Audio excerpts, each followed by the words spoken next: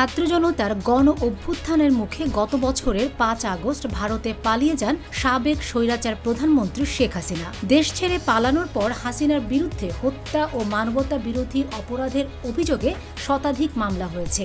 এসব মামলায় বিচারের মুখোমুখি করতে তাকে ভারত থেকে ফেরত চেয়েছে বাংলাদেশ।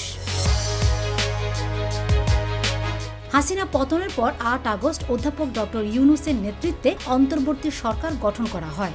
শুরু হয় দেশ সংস্কারের কাজ। দেশ নতুনভাবে হাঁটতে শুরু করলেও হাসিনার বর্বরতা কেউ ভুলে যায়নি। তাই বারবার প্রশ্ন উঠেছে, ভারত থেকে কবে এবং কখন হাসিনাকে ফেরত পাঠানো হবে। প্রসঙ্গত, গত ২৩শে ডিসেম্বর মানবতা বিরোধী অপরাধের অভিযোগে সাবেক প্রধানমন্ত্রী শেখ হাসিনাকে ফেরত পাঠাতে ভারতের কাছে চিঠি দেয় বাংলাদেশ। এ বিষয়ে বাংলাদেশের পররাষ্ট্র মন্ত্রণালয়ের এক প্রেস ব্রিফিংয়ে পররাষ্ট্র উপদেষ্টা এম তৌহিদ হোসেন বলেছেন, শেখ হাসিনাকে ফেরত আনতে ভারতের কাছে যে চিঠি দেওয়া হয়েছিল তার জবাব এখনো পাওয়া যায়নি। উল্টো তার ভিসার মেয়াদ বাড়িয়েছে মোদি সরকার। তবে ভারতীয় সংবাদ মাধ্যম ইন্ডিয়া টুডের মুড অফ দ্য নেশন জরিপে প্রশ্ন করা হয়, বাংলাদেশের সাবেক প্রধানমন্ত্রী শেখ হাসিনাকে ভারত সরকারের আশ্রয় দেওয়ার ব্যাপারে আপনার মতামত কি?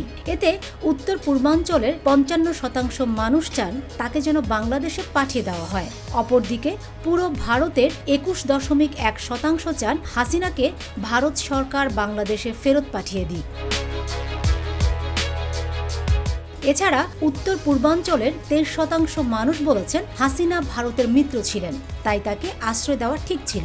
আর পুরো ভারতের ৩৭.৬% মানুষ এটির পক্ষে মত দিয়েছেন। এছাড়া পুরো ভারতের আরও ২৯% মানুষ চান হাসিনা যেন আর ভারতে না থাকেন, তবে তারা চান হাসিনাকে যেন বাংলাদেশে ফেরত না পাঠিয়ে অন্য দেশে চলে যেতে বলা হয়। অপরদিকে উত্তর পূর্ব ভারতের ১৬% মানুষ এটির পক্ষে মত দিয়েছেন।